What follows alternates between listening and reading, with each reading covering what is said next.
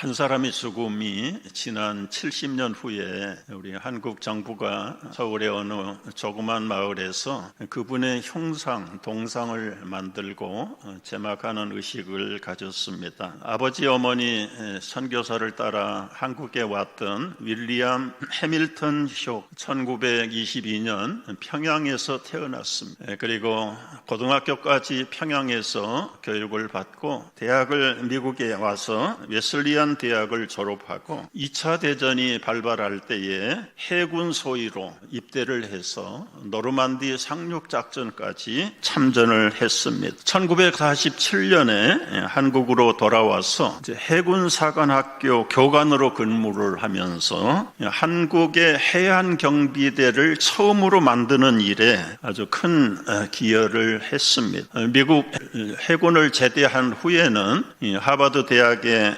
박사과정을 밟고 있었는데 한국에서 6.25 전쟁이 터졌다는 이야기를 들었습니다. 그리고는 결혼했던 아내와 두 아이들을 처가에 맡기고 자기는 미군에 다시 재입대를 해서 한국 전쟁에 참전을 하게 됐습니다. 그때의 부모에게 보낸 편지 가운데 이런 구절이 있습니다. 아버지, 어머니, 지금 한국인들은 전쟁 중에 자유를 지키려고 분투하고 있는데 만약 제가 이를 더욱이 흔쾌히 가지 않고 전쟁이 끝난 후에 선교사로 돌아가려 한다면 그것은 제 양심상 도저히 허락되지 않는 일입니다. 나도 한국에서 태어났고 성장했으니 나도 한국 사람입니다. 내 조국에서 전쟁이 났다는데 어떻게 마음 편하게 공부만 하고 있을 수 있겠습니까? 조국의 평화가 온 다음에 공부는 해도 늦지 않을 것입니다. 이 편지가 그 제막식의 비석의 뒷면에 새겨져 있다고 합니다. 해밀턴 쇼는 유창한 평안도 사투리를 쓰는데 메가더 장군이 인천 상륙작전을 할 때에 직속 통역관으로 함께 제물포 땅을 올라왔습니다. 그리고는 서울을 수복하러 가는